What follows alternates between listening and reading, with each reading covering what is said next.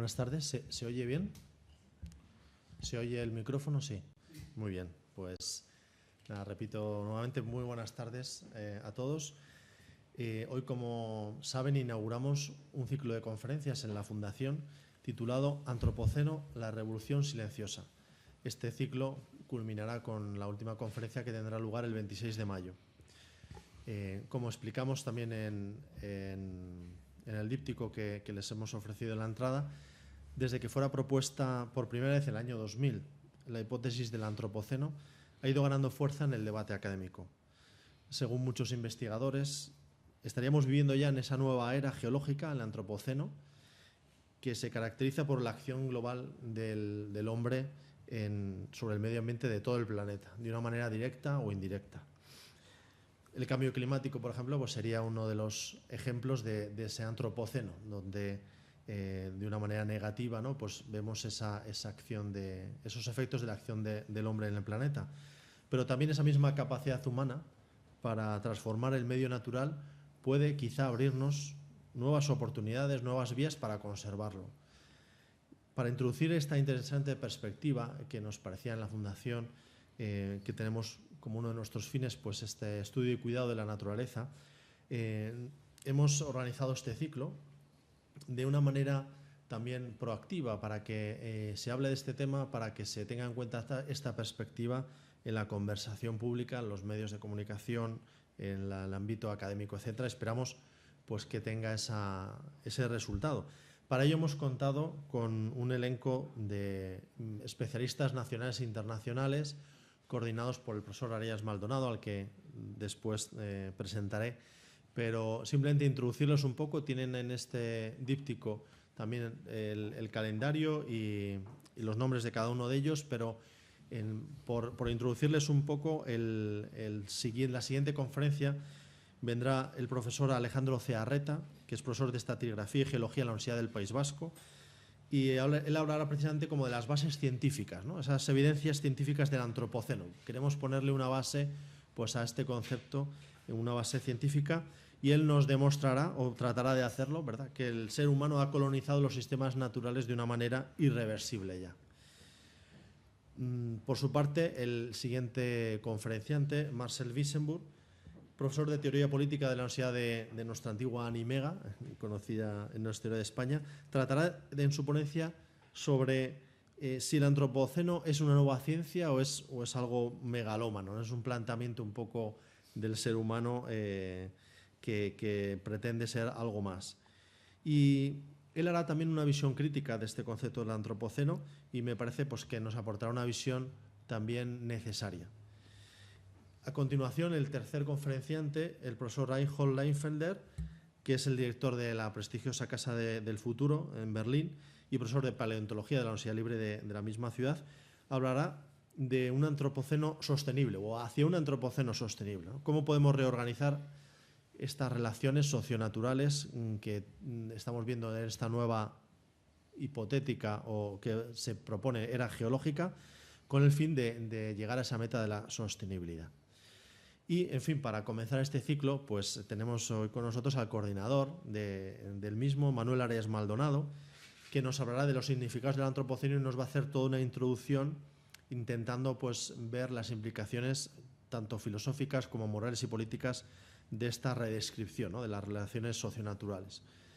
El profesor Manuel Arias Maldonado es profesor titular de Ciencia Política en la Universidad de Málaga, donde se licenció en Derecho y defendió una tesis en Ciencia Política que fue galardonada con el Premio Extraordinario de Doctorado. El profesor Maldonado ha sido becario Fulbright en la Universidad de Berkeley, becario también Salvador de Madariaga en el Rachel Carson Center de la Universidad de Múnich, investigador visitante en esta Universidad de Múnich, en Kiel, Oxford y Siena. Su investigación académica ha girado principalmente en torno a la dimensión política y filosófica del medio ambiente, que de una manera muy amplia. Es autor de diversas monografías como Sueño y mentira del ecologismo, Sociedad y democracia en el año 2008 y sobre todo de dos monografías muy importantes publicadas en inglés sobre estos temas, especialmente la última, muy reciente, el año 2015, la prestigiosa editorial Springer, sobre el antropoceno, precisamente. Él ha publicado además pues, artículos sobre estas cuestiones en numerosas revistas académicas, nacionales, internacionales y además, pues, como muchos de ustedes sabrán, pues mantiene una interesante faceta divulgativa que muchos seguimos con gran interés. Es colaborador habitual de la revista de libros, donde tiene un blog muy leído que se llama Torre de Marfil, que si no lo conocen les recomiendo. Y también forma parte del consejo editorial de Letras Libres, de la revista Letras Libres, y colabora también en Revista Occidente, entre otras muchas, ¿no? Es columnista además, toma el pulso a la actualidad desde esta perspectiva del diario El Mundo en su edición andaluza, y además en Málaga dirige pues, el aula de pensamiento político del Centro Cultural La Térmica. Como les digo, él es el coordinador de este ciclo y nos va a hacer esta introducción que yo creo que va a ser necesaria y pienso que muy interesante. Al finalizar su exposición, pues seguramente habrá tiempo para que puedan hacer preguntas y se pueda entablar un diálogo con el profesor Maldonado. Y simplemente permítanme una pequeña cuña publicitaria, pero creo que les puede interesar. Hoy se clausura una microexposición que tenemos en una sala de aquí al lado, que vamos exponiendo pues, obras de arte del patrimonio de la Fundación que se van restaurando y las intentamos situar en su contexto. Son unas obras de la familia Madrazo, de José y Federico de Madrazo, retratos de la familia de la fundadora de Tatiana Pérez de Guzmán el Bueno. Lo digo porque si ya que están aquí, aunque es algo muy diferente al antropoceno, pero lo quieren aprovechar, mañana ya se va a retirar y es solamente 3 cuadros y unas pequeñas explicaciones. Nada más, les dejo con Manuel Ares Maldonado, al que le agradezco mucho pues, toda la labor que ha realizado de génesis de este ciclo de coordinación y estoy seguro que va a ser una conferencia muy interesante para todos. Muchísimas gracias. Bueno, pues buenas tardes a todos. Muchas gracias, Álvaro, tu generosa presentación, y muchas gracias a la Fundación Tatiana Pérez de Guzmán el Bueno por atreverse a programar este ciclo. Y muchas gracias a los asistentes por estar aquí en esta tarde semiprimaveral ya, porque, en fin, supongo que hay muchas cosas distintas que hacer, aunque no sé si mejores, porque creo que es un tema muy, muy interesante. Yo ciertamente he sido el coordinador del ciclo. Es un concepto, un tema con el que me encontré cuando estuve de visita en el Rachel Carson Center. No es de la Universidad de Múnich, pero está ligado a la Universidad de Múnich, es un centro federal de investigación allí en Alemania. Y allí tenían, en fin, su política es aglutinar a historiadores medioambientales, antropólogos, teóricos políticos, especialistas en ética medioambiental de todo el mundo. Entonces, digamos que su perspectiva no era exactamente teórico-política y eso me resultó muy enriquecedor, y en aquel momento fue donde yo di de bruces, cuando terminaba mi anterior libro sobre este tema, sobre política medioambiental, con el tema del antropoceno. Me resultó fascinante, era como un poco el concepto que estaba esperando, y no solo yo, sino una parte de la comunidad académica que se dedica a estos temas, y después explicaré por qué. Y además, en aquella época, uno de los codirectores de aquel centro, que era a su vez director del Deutsches Museum, que es un museo magnífico que hay en Múnich de ciencia y tecnología, cosa que quizás solo puede suceder en Alemania, ¿verdad? Un museo muy exitoso a este respecto. Estaban preparando una exposición sobre el antropoceno, una mega exposición, que se inauguró ya, bueno, yo no estaba ya allí, con cierto éxito. Y yo recuerdo que, en fin, aquello tuvo éxito. En Berlín se llevó después esa misma exposición y en la prensa alemana, en Die Zeit, en el Spiegel, en el Süddeutsche Zeitung, se hablaba con frecuencia del antropoceno. Ahora después veremos que es un concepto que ha tenido cierto peso en los últimos años en esa opinión pública. Y claro, pues la intención del ciclo, la principal intención de este ciclo es introducir este concepto en la conversación pública española. Naturalmente, esto es un objetivo demasiado ambicioso porque la conversación pública española se caracteriza por su introspección aguda. Solo hablamos de las reuniones, ¿no?, de Iglesias y Sánchez y de poco más. No hablamos de política exterior, no hablamos de crisis de los refugiados. Pues ¿cómo vamos a hablar de antropoceno, verdad? Pero al menos dentro de la opinión pública hay distintos estratos, hay distintas comunidades y hay algunas de ellas donde creo que deberíamos empezar a hablar de esto para que solapemos esta conversación con la del cambio climático. Porque, como veremos enseguida, el cambio climático es una manifestación más del antropoceno, aunque bien podemos considerarla la más importante. Entonces, bueno, esta charla tiene por objeto, de alguna manera, introducir el concepto de una forma amplia, con una perspectiva, como ha señalado Álvaro, bueno, de teoría política, de filosofía política, pero también atenta a pues, ciertos aspectos de la historia ecológica, lo cual me deja en un terreno más o menos híbrido, pero siempre con una perspectiva, quizá, como digo, teórico-política o filosófica, ¿no? antes en Twitter, en fin, al hilo de la publicidad que hacía la fundación de la conferencia, alguien ha citado el tuit y su comentario era el intrusismo de las paraciencias. Entonces, claro, yo no sabía si el intruso era yo en el mundo de la ecología o era al revés, ¿no? Era la ecología que se metía en la ciencia social. No he contestado porque, bueno, si no se llamaba Jano, era una cosa así muy anónima, ¿no? Pero bueno, me parece que el tuit planteaba interesantes cuestiones sobre el celo con el que cultivamos los predios disciplinarios y precisamente el antropoceno, una de las virtudes, o casi diría necesidades que trae consigo el concepto, es la multi- o interdisciplinaridad. Realmente, cuando hablamos de algo parecido a la era de la humanidad o a la penetración de los sistemas sociales en los sistemas naturales, ni vale solamente la ecología, ni vale ninguna de otras las ciencias naturales, ni vale tampoco, por supuesto, solo ninguna ciencia social en solitario. O sea que es un terreno, por tanto, de hibridación, como la propia relación entre sociedad y naturaleza ha tendido o propendido a ser, como veremos enseguida. Y bueno, creo que el ciclo es completo, es interesante y, en fin, espero que se animen a volver porque tenemos invitados de excepción, ¿no? Alejandro Cearreta es miembro del Anthropocene Working Group, ha publicado recientemente en Nature, junto a otros especialistas, un artículo donde aporta pruebas, ¿no? Recientes sobre la ocurrencia del Antropoceno, y tanto Marcel Wissenburg como Reinhold Leinfelder pues son destacados teóricos en sus campos de acción. Y Leinfelder en concreto ha sido asesor también del gobierno alemán en temas de sostenibilidad, yo lo conocí en Múnich, y en la Haus der Zukunft de Berlín, esta Casa del Futuro, pues organiza todos los años una especie de gran encuentro sobre el antropoceno que capta la atención también de la prensa alemana. Así que me parece que estamos ante un tema de interés y espero que también a ustedes se lo resulte. Bueno, me parecía, a modo de introducción, que esta cosa que tienen ustedes ahí delante es un símbolo tan bueno como otros, pero muy peculiar del antropoceno. Esto es una cosa que se llama, o que ha sido bautizada como plastiglomerado. Y son una formación rocosa hallada... Sí, para incluso esta, ¿eh? Sí, perfecto. Decía que es una formación rocosa encontrada en las playas de Hawái por unos geólogos y que está formada, como ahí se señala, pues por una mezcla de rocas, de plástico, de coral, de conchas marinas y de arena de playa, probablemente producto de acampadas que habían tenido lugar cerca. Se dejaba ahí el plástico, esto después la marea subía y han acabado produciendo esta peculiar cosa, ¿no? Que, como señalo ahí, es una especie de Frankenstein socionatural y que es una de las pruebas que, a nivel de detalle al menos, se aporta para simbolizar, como digo, qué es el antropoceno, es decir, la mezcla a través de procesos, en muchos casos, como aquí señalan, no intencionados, de lo social o lo que es producto de la sociedad y lo natural. Y por eso, cuando ahora veremos, ¿no?, que antropoceno puede definirse como la era del hombre o la era de la humanidad, para no incurrir en sesgo de género, ¿no?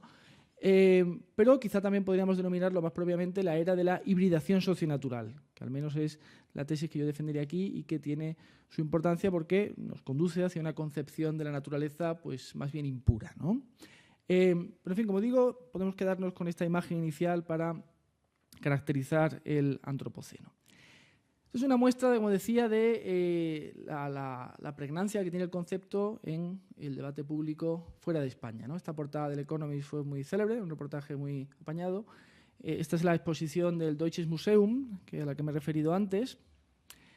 Esta es la portada de Nature, uno de los números dedicados, en parte al menos, al concepto. Y lo que está al otro lado es muy divertido, porque es un artículo del New York Times aprendiendo a morir en el antropoceno, de alguna manera, pero no tiene nada que ver con el antropoceno, ¿no? Es decir, el texto va a otra cosa, va del ejército americano en Irak, ¿no? Entonces es divertido porque eso supone que ya es una catchphrase, ¿no? Es una frase que atrae la atención del público y por eso este señor pues la utilizó en esta página del Opinionator del New York Times, ¿no? Es decir, que del antropoceno se habla. El término, aunque yo hablaré un poco de los fundamentos del concepto, de qué razón de ser tiene, pero tampoco me detendré en eso demasiado tiempo porque pues Alejandro Cearreta, dentro de 2 semanas, como geólogo que es, aportará un saber mucho más experto sobre la materia. Pero el caso es que el origen, en sentido propio, está en la hipótesis lanzada por Paul Crutzen y Eugene Stormer, que son un biólogo y un químico, premio Nobel.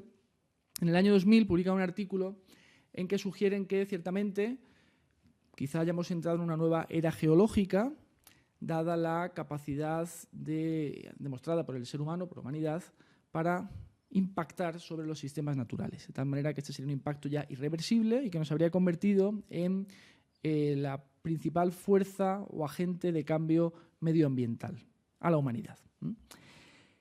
Claro, esta hipótesis inicialmente, como señalo, es geológica y pues, los geólogos se han puesto manos a la obra para tratar de elucidar si, a su juicio, pues, este concepto merece en fin, ser ratificado y, por tanto, el Holoceno pasaría a mejor vida, ¿no? Y se declararía oficialmente que estamos viviendo ya en el Antropoceno. No se ha decidido todavía, la Comisión Internacional de Estratigrafía tiene que hacerlo este año, en 2016, porque hay un debate interno pues, muy enconado entre partidarios y en fin, detractores de la noción, y ambos, por supuesto, tienen sus razones. Me referiré después a esta querella geológica con un poco más de detalle. En todo caso, una publicación tan importante como Nature, en el año 2011, ya reclamaba que se diera algún tipo de reconocimiento oficial al Antropoceno, ya sea como era geológica o como subépoca, porque el conjunto de fenómenos, y después insistiré en ello, en los que se basa la hipótesis geológica, son más bien indiscutibles, ¿no? Aunque pueda serlo que estemos en una nueva era geológica. Entonces esto, estamos hablando de 2000 y en solo 16 años, pues en fin, el concepto ha sido saludado con entusiasmo en las ciencias naturales, pero aún más en las ciencias sociales y en las humanidades medioambientales. Un entusiasmo epistemológico que también se explica en parte, naturalmente, por eso que llamo ahí pirañismo académico, ¿no? Es decir, los académicos estamos en nuestras cosas y cuando conseguimos que algo nuevo, ¿no?, sobre lo que fijarnos, y que además puede ser, ¿no?, útil para sacar artículos y ser reconocidos en la esfera de las revistas internacionales, pues nos lanzamos como pirañas a ese concepto, ¿no? Entonces, bueno, pues ha florecido el concepto de antropoceno por razones que también tienen que ver con eso. Pero además es un abordaje que se caracteriza por su multidisciplinariedad, ¿no? Están en ello biólogos, geólogos, ecólogos, antropólogos, historiadores medioambientales, filósofos políticos, teóricos políticos, gente que se dedica a la ética medioambiental, químicos. Es decir, que hay, como digo, un amplio conjunto de disciplinas que están tomándose en serio esta hipótesis porque, como he dicho antes y después repetiré, de alguna manera es un concepto que viene a cristalizar un conjunto de intuiciones que ya veníamos teniendo y que daban lugar, bueno, pues a otra serie de formulaciones diferentes cuya síntesis es la que he señalado antes, ¿no? El extraordinario impacto o colonización social o humana de los sistemas naturales. Entonces, el antropoceno sería, en sentido propio, el producto de un impacto cuantitativo de los sistemas sociales sobre los sistemas naturales tan formidable que justifica hablar de un cambio cualitativo. Y ese cambio cualitativo es la penetración irreversible del hombre, el ser humano, sobre esos sistemas. Es decir, que la especie humana se habría convertido en una fuerza geofísica global. Y por eso, en fin, hay quienes hablan de un acoplamiento de los sistemas sociales y naturales. Estarían ya de la manera que aquello que sucede socialmente acaba teniendo impacto en los patrones ecológicos. Ellis, por ejemplo, Ellis, que es uno de los más importantes científicos, en este caso naturales, empeñados en dar plausibilidad a esta hipótesis, tiene un artículo muy importante del año pasado, en 2015, donde bueno, pues, habla de la necesidad de fundar una antroecología. Es decir, habla de que es imposible ya hoy en día comprender, digamos, esos sistemas naturales, esos procesos ecológicos, sin tener en consideración el impacto de la actividad humana y de los procesos a veces no intencionados que el ser humano ha producido sobre ellos. Y a este respecto, bueno, pues en lo que podríamos llamar el antropoescenario, ¿no? Suena mejor en inglés, la anthroposcenery, ¿qué fenómenos serían expresivos del antropoceno? Pues el primero y más importante probablemente sería el cambio climático, es decir, el aumento de las temperaturas de la Tierra, aunque podamos debatir cuánto de ese aumento es debido a una influencia antropogénica. Parece suficientemente demostrado que en una buena medida tiene esa causación humana. Ya, de hecho, de entrada, si el clima del planeta ha sido influido antropogénicamente y el clima influye sobre todos los demás procesos naturales, ya tenemos ahí, ¿no?, una influencia suficientemente clara sobre esta. Pero además hay que considerar, pues, por ejemplo, la reducción del wilderness, ¿no?, es el término que utilizan los norteamericanos para referirse a la naturaleza virgen, ¿no? Parece que solo una cuarta parte de la superficie terrestre estaría intacta, lo cual incluye, por supuesto, pues, los océanos, ¿no?, la superficie, los fondos marinos. Luego, en términos de biomasa, se ha producido una clara alteración, es decir, los seres humanos y el ganado suman más población, digamos, que el resto de la fauna, y esto incluye, por supuesto, distintos episodios de extinción de especies, ahora y en el pasado profundo. Lo que nos conduce también a hablar de la reducción y la alteración de la biodiversidad. Se habla de la sexta extinción. Y cuando hablamos de alteración de la biodiversidad, pues hay que aludir al hecho de que, claro, aquellas especies que subvienen en mayor medida a nuestras necesidades sociales, pues tienen garantizada su supervivencia en mayor medida que aquellas que, en cambio, nos son irrelevantes en términos utilitarios. Otra cosa es que, por supuesto, deseemos proteger esas formas naturales por otro tipo de razones.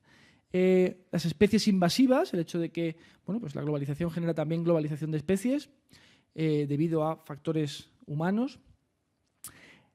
El elevado grado de urbanización y la parcial deforestación, va por zonas, ¿no?, otras zonas las protegemos. El transporte terrestre masivo de mercancías y también oceánico. Eso lo he citado antes. Ellis habla de, analizando la composición química de las formas naturales, ¿no?, en agrícolas, por ejemplo, dice que la mayor parte de los antiguos biomas se han convertido en antromas o antromes, ¿no?, es difícil de traducirlo, porque hay una influencia antropogénica no visible, pero que se puede comprobar estudiando su composición interna en todos ellos. Luego se ha producido la alteración del flujo de sedimentos marinos mediante las presas, los molinos y demás formas de contención de estos flujos. Y, por supuesto, pues, la modificación de organismos por intervención genética, aunque esto, a su vez, bueno, el propio hecho de que hay, pues, cruzamiento de especies de perros, por ejemplo, desde hace mucho tiempo, también es ya en sí mismo una alteración de patrones ecológicos que de otro modo seguirían otro camino, ¿no? Como digo, supongo que el profesor Cearreta hablará con más profundidad y más gráficos sobre esto. La carrera de los geólogos es interesante por lo siguiente. Como he dicho antes, primero, no todos están de acuerdo en que hayamos llegado al Antropoceno. Muchos alegan que bueno, pues el Holoceno sería entonces una era geológica demasiado corta. Hay un problema, por tanto, de compresión temporal.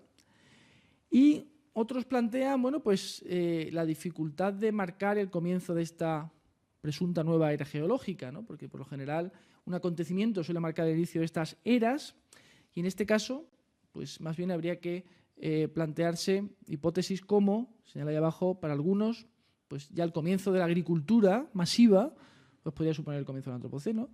Otros autores dicen que la alteración del clima que se produce a finales del siglo XVIII podría también valer. Otros dicen los isótopos de las bombas atómicas lanzadas por Estados Unidos que dejarán un registro fósil podría valernos. Y el profesor Cearreta, junto a otros científicos internacionales, por ejemplo, insistieron hace poco en que tal vez el año 1950 aproximadamente sea un momento adecuado, porque como veremos enseguida, es un momento histórico en el cual las consecuencias de la industrialización, que es decisiva para acelerar o intensificar este proceso, ya se dejan notar con la suficiente claridad. No obstante, en última instancia, como he sugerido anteriormente, claro, que los geólogos acrediten que estamos ante una nueva era geológica o no, es hasta cierto punto irrelevante. Es muy relevante para los geólogos, pero no para los demás. Porque acaban ustedes de ver que el conjunto de procesos de los que el Antropoceno alude, ¿no?, para justificar la hipótesis son ciertos. Y el impacto de la humanidad sobre los sistemas naturales, sobre el planeta, sobre los sistemas naturales a nivel planetario, es también discutible. Con lo cual, con eso podemos hacer una cosa, olvidar que lo hemos llamado Antropoceno si los geólogos no dan permiso, o seguir utilizándolo en caso de que no lo hagan, porque el concepto nos vale. Es lo bastante gráfico. De hecho, se convierte, como se señala, en un marco conceptual para hablar del cambio medioambiental global, que, me atrevo a decir, es más comprensivo que el cambio climático, que, como vamos a señalar, es más bien una manifestación del antropoceno. Hasta ahora el cambio climático era ese marco conceptual, ¿no? Hablábamos del cambio climático para hacer referencia al conjunto de políticas públicas que deberían ayudarnos a, bueno, pues a regular de una manera sostenible eso que podemos llamar, ¿no?, recurriendo aquí a Marx, el metabolismo socionatural. Pero creo que el antropoceno es una noción más útil, cuyos fundamentos son además, creo, más clarividentes, diría, a la hora de describir esta relación. Para Hentschel, este autor alemán que he señalado, es incluso un desafío cognitivo, ¿no? Es una nueva forma de ver las relaciones socionaturales que tiene además en el componente de su globalidad un elemento, pues, de gran importancia.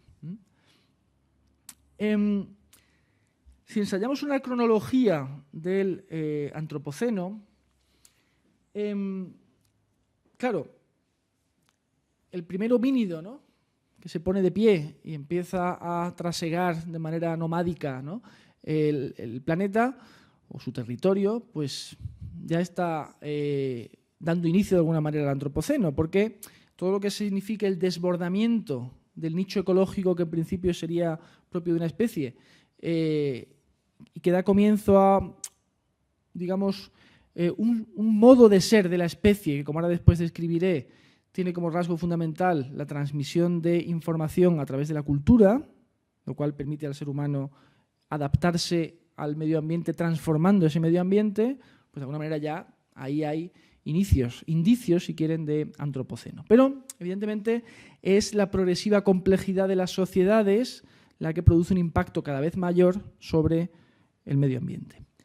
De la manera que las sociedades, pues, nómadas no son lo mismo que las sociedades agrícolas, ni estas a su vez son lo mismo que las sociedades urbanas, y mucho menos a medida que estas sociedades urbanas empiezan a interconectarse entre sí. Interconexión que ha alcanzado en nuestros días su paroxismo con la globalización, su paroxismo por ahora, porque en principio la globalización, aunque pueda sufrir retrocesos ocasionales, está llamada a continuar. Por supuesto, en ese sentido, la industrialización es el momento en que este impacto empieza a ser verdaderamente relevante. No por casualidad, el siglo XIX, el siglo industrial, es también el primer siglo de... Bueno, no el primer siglo, pero es un siglo donde la globalización experimenta un impulso extraordinario, ¿no? Y entonces, bueno, pues recuerden, por ejemplo, como me hace mucha gracia esto, los carlistas vascos se oponían a que la patata llegara al País Vasco porque no era dieta autóctona, ¿no? Entonces, claro, ya empezamos a ver cómo plantas y cultivos de otras latitudes pues llegan a Europa y viceversa. Y entonces todo esto implica una circulación global de mercancías, pero también de gérmenes incluso, que bueno, pues empieza a generar esta intensificación del impacto social sobre el medio. Y a su vez, entre el año 45 y el 2015 se produce la gran aceleración, o eso que los ecólogos también llaman la gran aceleración, que lo que es una multiplicación de los efectos iniciales de la industrialización. Y hay algunos datos que parecen significativos, ¿no? La población, que ya había aumentado extraordinariamente durante ese primer siglo y medio, se multiplica por 2 en 50 años. La economía global se multiplica por 15. Los vehículos de motor pasan de 40 a 700 millones.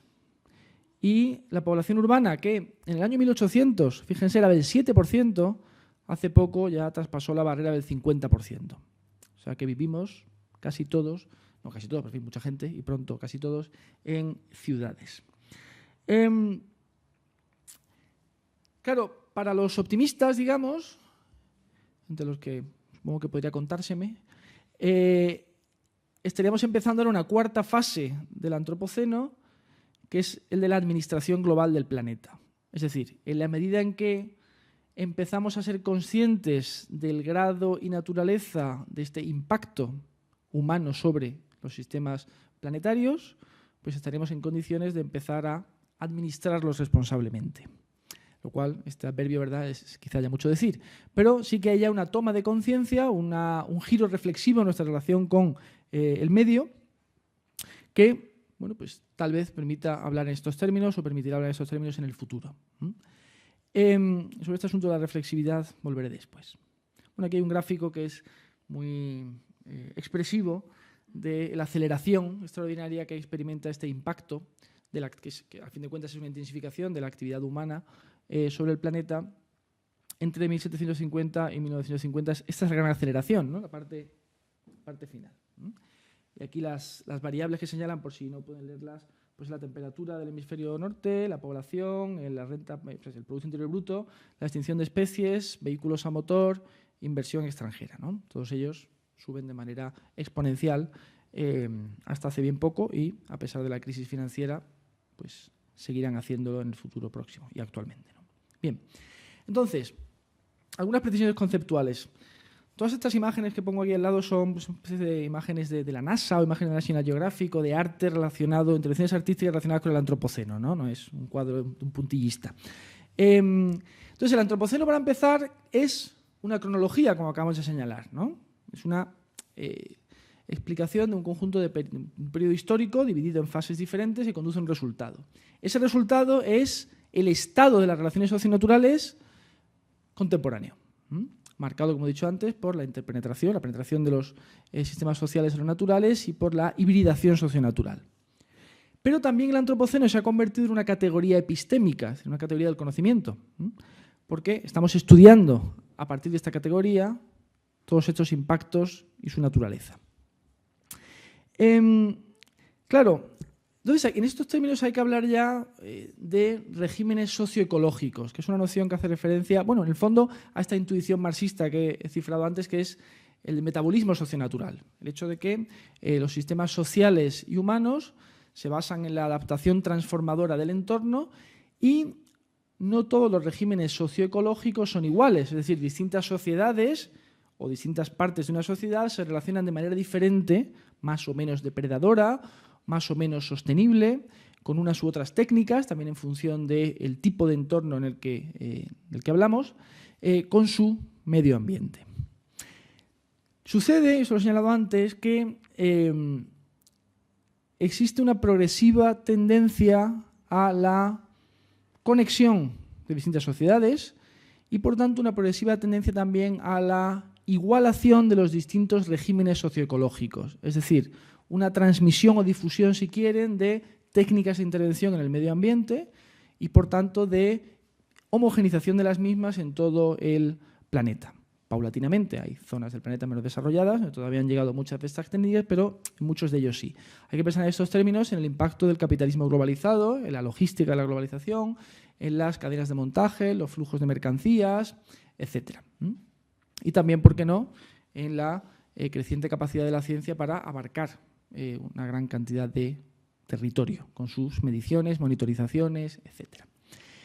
Entonces, podemos discutir después cuál es la naturaleza misma del capitalismo. Si en el capitalismo estamos diciendo algo muy diferente de esta progresiva tendencia a la complejidad social. Oportunidad del término, decía. En el ámbito de, al menos, la teoría política medioambiental, la sociología medioambiental, incluso la ética medioambiental, pues llevamos mucho tiempo hablando, como decía antes, de cosas parecidas. Es decir, la propia existencia del movimiento ecologista y, por supuesto, de la teoría verde, ¿no?, el activismo teórico, tiene como presupuesto el impacto social sobre el medio ambiente, porque es un movimiento de protección o de defensa de aquello que se percibe como amenazado.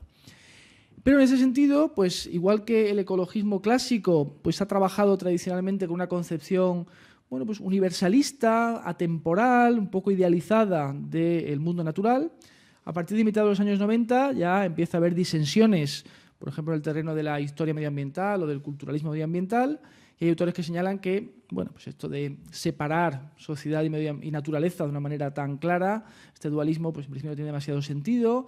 Nuestra percepción del medio ambiente está muy mediada por factores culturales, por nuestra propia intervención social en el medio, y por tanto esta concepción, ya digo, un tanto arcádica de la naturaleza empezó a perder crédito hace tiempo en todo lo que no fuera, digamos, una teoría medioambientalista de carácter activista, ¿no? Y luego, como señalaré después, a partir de cierto momento también empezó a cuestionarse que el propio objeto de protección del medio ambiente, la teoría medioambiental, incluso de la propia fundación, exista como tal. Es decir, que la naturaleza no está claro que siga siendo lo que era. Esa naturaleza pura, como digo, no está ya en ninguna parte a efectos de su protección. Después esto podemos matizarlo. Y claro, si hablábamos de fin de la naturaleza, de hibridación socionatural, de impacto social sobre el medio ambiente, pues lo que nos faltaba era un concepto como el antropoceno, que nos sirve para aglutinar todas estas ideas dentro de un marco conceptual más o menos unificado. Aunque, por supuesto, y a su vez, la ciencia natural no nos dice qué tenemos que hacer moral o filosóficamente con ese concepto. Es decir, que el antropoceno no dejará de ser, en su dimensión, como digo, más moral y política, un concepto pues contestado, como se dice en la filosofía política. Es decir, que sujeto a lucha por su definición, como la mayor parte de los conceptos importantes. Aunque tiene dos dimensiones, ¿no? La más científico-natural y la sociopolítica o filosófica. Bien, este también es un artista que hace cosas sobre el antropoceno. Entonces, los temas de la conversación sobre el antropoceno, algunos de los temas, dejando aparte, si quieren, los más estrictamente científico-naturales, son más o menos estos. Es decir, ¿cómo hemos llegado hasta aquí en el sentido de quién tiene la culpa? Si alguien tiene la culpa, es un concepto moral que tal vez no sea aquí de aplicación. ¿Cómo afecta lo que el antropoceno, la hipótesis del antropoceno nos dice sobre las relaciones socionaturales y sobre la historia de las relaciones socionaturales, a nuestra concepción de la naturaleza? ¿Cómo concebir la lógica de las relaciones socionaturales? ¿Cuál es el fundamento de esa relación? Lo que, a su vez, nos puede llevar a preguntarnos, ¿algo parecido al antropoceno es realmente evitable o no lo es? ¿Qué evaluación moral merece el antropoceno? ¿Qué obligaciones morales se derivan, si es que se deriva alguna, del mismo? Es decir, de nuestra toma de conciencia acerca del tipo de impacto que hemos producido sobre estos sistemas naturales. Y, finalmente, cómo traducir esto a caminos políticos, ¿no? ¿Qué alternativas políticas pueden existir o qué política del antropoceno es concebible? Y un poco a estas preguntas trataré de responder en lo sucesivo. Y claro, aquí podemos distinguir, estas son bicicletas, por cierto, entre dos distintas antropologías políticas para esta nueva era global. Es decir, dos distintas concepciones o lecturas del ser humano y de su relación con el medio natural, de donde a su vez se deducirán distintos corolarios morales sobre el antropoceno y que a su vez conducirán hacia intervenciones políticas diferentes, aunque sobre los detalles de intervención política me referiré después. Entonces, la primera antropología política sería más o menos la representada por el ecologismo clásico, el ecologismo fundacional, y hablo de esos términos porque se puede hablar de un ecomodernismo más reciente, por ejemplo, ¿no? Que es más postnatural, si quieren. Y este ecologismo clásico, lleva ya varias décadas haciendo una lectura de la historia socionatural en términos de muerte de la naturaleza, o sea, no es que más que fin de la naturaleza hablan de muerte de la naturaleza a manos del asesino humano, porque lo que plantean es que sobre todo la filosofía occidental, a su juicio, habría alienado al ser humano de su entorno y nos habría conducido paulatinamente, a través de distintos hitos, hacia una crisis ecológica y hacia un ecocidio, incluso, como dice Kirkpatrick Sale, que amenaza directamente nuestra supervivencia y, por supuesto, ha causado el sufrimiento y la muerte de innumerables especies animales y animales individuales, o formas naturales individuales. Hablo ahí de dualismo cartesiano porque Descartes es uno de los malos de la película, porque saben que Descartes venía a considerar que somos seres desencarnados, ¿no? Que tenemos una especie de un alma, un cerebro, pero que nuestros cuerpos son máquinas y en los propios animales solo veía máquinas sin alma, ¿no? Entonces él crea un dualismo que es dualismo mente-cuerpo, dualismo humanidad-naturaleza, que a juicio de estos críticos ecologistas pues habría sido extremadamente pernicioso a la hora de dar forma a nuestra relación con el medio. De alguna manera, todas estas filosofías mecanicistas, dualistas, habrían justificado o legitimado directamente la depredación humana del medio. Y aquí es donde entra, por supuesto, el capitalismo como un sistema de producción y consumo, incluso como una ideología esencialmente depredadora, y una modernidad que toda ella, a partir de la revolución científica, pues homogeneizaría el conjunto de las culturas humanas, de alguna manera sometiéndonos a todos al dictado de la idea de que saber es poder y que nuestro conocimiento sobre la naturaleza nos sirve para imponer sobre ella un dominio de la que nos beneficiamos pues, mediante un mejoramiento de nuestros estándares materiales. En ese sentido, estos críticos plantean, por ejemplo, que bueno, pues el antropoceno no deja de ser una abstracción demasiado gruesa, ¿no?, que desviaría el foco del verdadero culpable, que sería precisamente el capitalismo global. Y que toda esta cuantificación, ¿no?, de las ciencias del sistema terrestre, ¿no?, esas ciencias ahora globales o emergentes ciencias globales, bueno, pues detrás de los números, viene a decir, hay prácticas concretas y hay déficits morales también concretos. Y de hecho, resulta para estos críticos muy inapropiado decir que la humanidad es responsable, ¿no?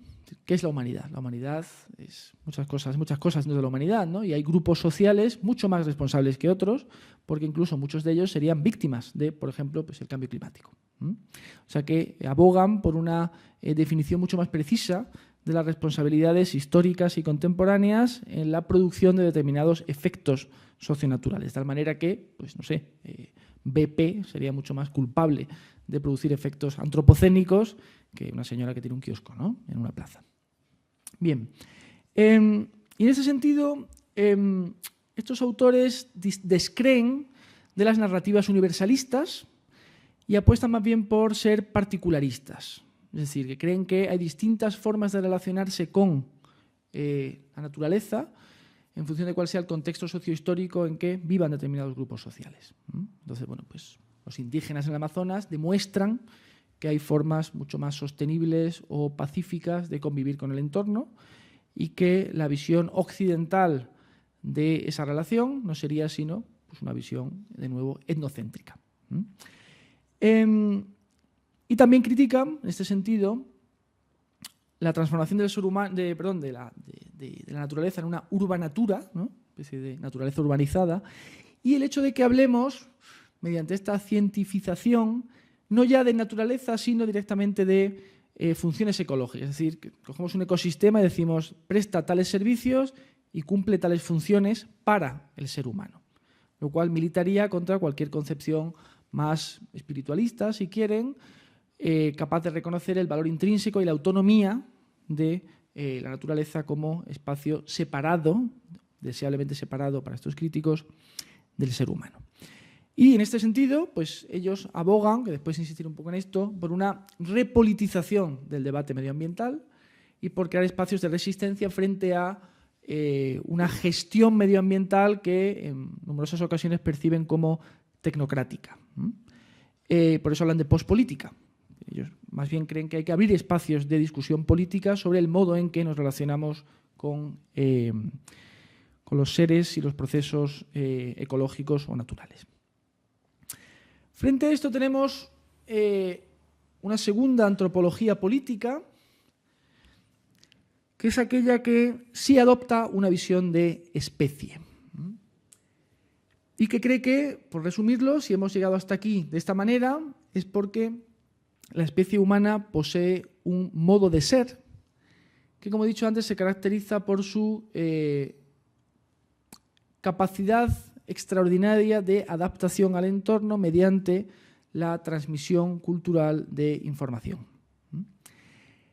Es esto que se llama la construcción sociocultural de nicho. Es decir, no sé, las nutrias, ¿no?, hacen su presita, construyen un nicho para adaptarse al entorno, pero el ser humano puede ir mucho más lejos. Y puede ir mucho más lejos en la construcción de un mundo propio o mediante la transformación del entorno, porque puede transmitir culturalmente información dentro de una misma generación y a lo largo de distintas generaciones. Por eso hablamos de construcción sociocultural de nicho, es decir, El ser humano ve potenciada una capacidad que también poseen, pero en mucha menor medida, la construcción de nicho, como digo, otras especies. En el artículo este que señalaba antes de Ellis del año pasado, esto está desarrollado de manera muy brillante y hace un repaso de todas las distintas teorías que han tratado de explicar la relación del ser humano con el entorno, y lo que precisamente la fe a la ecología sería pues, el hecho de que dejaría fuera al ser humano y no es posible comprender los procesos naturales a partir de un cierto momento histórico sin entender la intervención humana sobre ellos. Aquí hablo de dualismo emergente, es decir, y matizo, cuando hablo de la visión de especie, claro, podemos hablar, por tanto, de una adaptación agresiva al entorno, cuando hablamos del ser humano. Porque nos adaptamos transformando, colonizando, apropiándonos, consumiendo. Cuando hablo, decía, de dualismo emergente, ¿a qué me refiero? Al hecho de que la separación de sociedad y naturaleza, evidentemente, no es una separación ontológica. Somos también naturaleza. Somos realidad, ¿no? Física. Pero esta capacidad del ser humano para crear cultura, una cultura que a su vez tiene a partir de un momento determinado capacidad para generar contenidos autónomos, o que no se explican tan fácilmente a partir de desarrollos evolutivos, aunque parcialmente sí, va produciendo paulatinamente una separación de lo social y de lo natural, que simultáneamente es una penetración de lo social en lo natural. Pero nuestra percepción es la de ser lo que somos, una especie excepcional. Lo cual no significa, ya depende ya del pesimismo antropológico de cada uno, una especie mejor o peor, pero excepcional sí. Sobre eso me parece que no debería haber demasiadas dudas, ¿no? Entonces digamos que el dualismo no es ontológico, pero es un dualismo histórico. Se produce, andando el tiempo, una separación de lo social y lo natural, que ahora en cambio, y curiosamente, se verían reunidos en el antropoceno, pero bajo, digamos, el dominio, por precario que este pueda ser, del ser humano. Como, digamos, parte prevalente en esa relación, ¿no? Claro, desde ese punto de vista, la cultura occidental habría demostrado una mayor capacidad adaptativa. ¿Por qué? Pues porque ha generado sociedades más complejas, con mayores o mejores estándares de bienestar material, donde la población de la especie humana se ha multiplicado. Y si hablamos en términos puramente ecológicos, pues el aumento sostenido de la población de una especie en el tiempo es un perfecto marcador de éxito ecológico. Claro, que quizás a población, si crece desmesuradamente, puede acabar con un colapso ecológico y acabamos desapareciendo, pues eso sería una mala adaptación, evidentemente. De manera que, digamos, el hecho de que la concepción originariamente occidental de la naturaleza, a su vez reflejo de un rasgo universal de la especie, desarrollada de una manera especialmente útil o exitosa, poco a poco vaya penetrando en el conjunto de las sociedades o territorios mundiales, tiene que ver con su capacidad adaptativa, como digo, ¿no? Bien. En ese sentido, claro, no hay por qué, me parece, establecer que hay una compatibilidad entre universalismo y particularismo. Porque, ¿qué es lo universal? La especial capacidad adaptativa de la especie humana mediante la transformación agresiva del entorno. ¿Qué es lo particular? Las formas que esa adaptación adoptan en distintas sociedades. Y claro, tiene su lógica, por otra parte, que las sociedades como las amazónicas, que permanecen aisladas de las demás, estén en un estadio muy anterior de penetración en el entorno. Y a medida que las sociedades se interconectan entre sí, se homogenizan como híbridos socionaturales, ¿no? Bien. Esta antropología también tiene en cuenta este concepto fascinante, ¿no? Que es la idea de los actantes, ¿no? Que esto es un desarrollo del sociólogo Bruno Latour, ¿no? Que él habla de que, bueno, pues no solo los seres humanos son actores que producen efectos sobre su exterior, ¿no? Sino que pues, los ecosistemas, los virus, las cosas, ¿no? También actúan. No actúan de manera consciente, no actúan de manera intencional, aunque por supuesto algunos animales sí lo hacen, pero no por ello dejan de impactar sobre la realidad, no dejan de contribuir en la producción de la realidad. Piensen en el ébola, ¿no? pues, un contagio aquí en Madrid y bueno, pues estuvimos en vilo en España, tomamos medidas, ¿no?, destinadas a evitar su propagación, o piensen en la gripe española y la cantidad de gente que murió en Europa con ella. O piensen en una central hidroeléctrica que de repente sufre un apagón, ¿no? Produce impacto sobre la realidad. Entonces, claro, esto es la famosa teoría del actor red, que habla de que tenemos que mirar la realidad más bien como un ensamblaje de distintos actores que están asociados y que influyen unos sobre otros de manera recíproca. Es una tesis con una gran plausibilidad, pero sí me parece importante subrayar que, parafraseando a Orwell, no todas las agencias son iguales, ¿no? Y que la capacidad de acción de la especie humana supera con mucho la de los actantes, que no son actores, como por ejemplo pues, los animales o las centrales eléctricas, ¿no? De manera que eso me parece que esa precisión analítica es importante para no exagerar, porque de ese modo, si optamos por el camino de igualar esas agencias, no podríamos explicar esa extraordinaria capacidad de penetración del ser humano. Desde este punto de vista, el dominio o control de la naturaleza, o el intento por controlarla o dominarla, no es una elección, tal y como considera la anterior antropología política, sino que es una necesidad de la especie para asegurar su supervivencia y prosperar como tal. Lo que sobreviene históricamente es nuestra reflexividad, nuestra conciencia de que tenemos una relación particular con el medio natural y que esa relación, pues hasta cierto punto, es susceptible de cambio o modificación. Pero esa conciencia reflexiva, a pesar de algunos precedentes, como San Francisco de Asís, por ejemplo, ¿no?, esa conciencia social pues no llega realmente hasta, o empieza con el romanticismo, probablemente, que no por casualidad es coincidente con la Revolución Industrial, y es con el surgimiento del ecologismo en los años 60, cuando pues, se consolida, ¿no? Es una necesidad postmaterial a fin de cuentas. Entonces, para esta vertiente, la solución no sería, digamos, una repolitización radical, como ahora veremos, en el sentido de una suerte de desmantelamiento de la sociedad capitalista, sino más bien habría que refinar las relaciones socionaturales, mediante un proceso de ilustración ecológica que nos haga a todos, no solo los que estamos en esta sala, ¿verdad?, más conscientes de la existencia de unos modos de relación con las formas y los procesos naturales, para que podamos tener un debate social sobre pues, en qué medida queremos, por ejemplo, preservar las formas naturales, evitar el trato cruel con los animales, etc. Por eso se habla del Homo sapiens luxus, ¿no? El Homo sapiens que se permite pues, el lujo, de alguna manera, de refinar esa relación de forma autoconsciente. Y ahora después desarrollaré un poco esta idea. Por lo tanto, estas son las dos antropologías políticas, que son tipos ideales, por supuesto, hay muchos entrecruzamientos, muchas formas intermedias de concebir al ser humano y su relación con el entorno en esta nueva era global que sería la del antropoceno. Algo sobre el fin de la naturaleza. El antropoceno, el propio Ellis, el biólogo que señalaba antes, lo ha dicho, equivaldría o puede suponer de alguna manera la ratificación de la verosimilitud de esta idea, de que la naturaleza ya no existe. Esto es como el fin de la historia, ¿verdad? Pues dice Fukuyama, qué estupidez, ¿no? El fin de la historia, si siguen pasando cosas, ¿no? Ayer hubo un atentado. Pero claro, hay que entender estas expresiones de manera precisa. Fukuyama no quiere decir que la historia termine como sucesión de acontecimientos, sino en concreto pues que la historia entendida como búsqueda del modelo sociopolítico más adecuado habría terminado con el fin de la Guerra Fría. Pues igualmente, cuando hablamos del fin de la naturaleza, hay que precisar de qué hablamos. Antes he mencionado a Descartes, ¿no? La filosofía mecanicista, en su momento, siglo XVII aproximadamente, concebía la naturaleza como un mecanismo sin vida. Claro, cuando hablamos del fin de la naturaleza, no es una cuestión ya de que nuestra concepción de la naturaleza sea tal o cual, sino es que la naturaleza, y esto lo dijo Goethe, que los presocráticos contemplaban no es la misma que tenemos nosotros delante. Aunque, a menudo, la influencia antropogénica no sea visible.